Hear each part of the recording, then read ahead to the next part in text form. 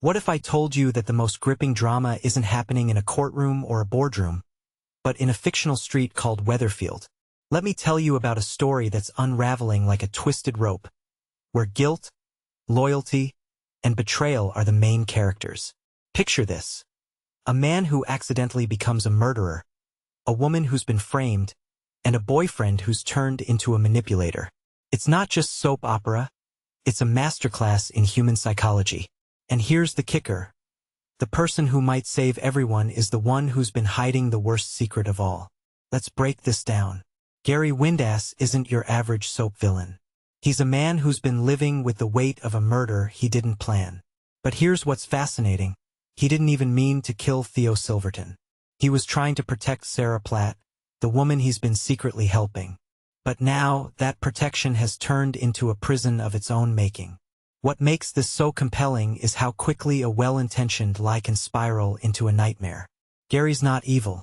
He's just trapped in a situation where every choice feels like a betrayal. And then there's Kit Green, Sarah's boyfriend, who's now playing the role of the antagonist. He's not just trying to get justice, he's weaponizing guilt. He's found evidence that could either save Sarah or destroy Gary. But here's the thing: Kit isn't acting out of pure altruism. He's got his own motives, and that's what makes him so dangerous.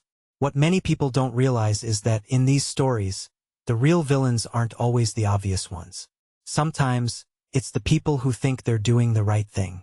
Now, let's talk about Maria Connor. She's the wife who's been lied to for months, and her anger isn't just personal. It's a reflection of how trust can crumble in an instant. When she confronts Kit, it's not just about Gary. It's about the breakdown of relationships. This isn't just a soap. It's a mirror held up to real-life dynamics. How many of us have been in situations where someone's secrets have created a rift we couldn't fix? And then there's Sarah in prison, facing the harsh reality of her actions. The bruising on her face isn't just physical. It's symbolic. It's the mark of a life that's been upended. But here's what's interesting: she's not just a victim. She's a woman who's been manipulated by people who claim to care about her. It raises a deeper question: when does protection become complicity? The real genius of this storyline is how it's forcing characters to confront their own morality. Gary's call to Adam Barlow is the moment where everything changes. He's not just confessing. He's choosing between two fates: surrender or risk everything. And the fact that Kit might back down after a coded plea from Sarah? That's the kind of twist that makes you rethink every character's motives. But let's not forget Lisa Connor-Swain. Her suspicion adds another layer of tension. She's not just a bystander.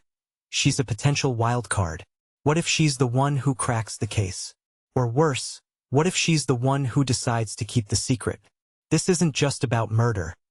It's about power, control, and the cost of truth. So what does this all mean? It's a reminder that in real life, as in soap operas, the lines between right and wrong are rarely clear. And that's why stories like these stick with us. They force us to ask, if we were in Gary's shoes, would we do the same? Or would we find a way to break free from the chains of our own choices?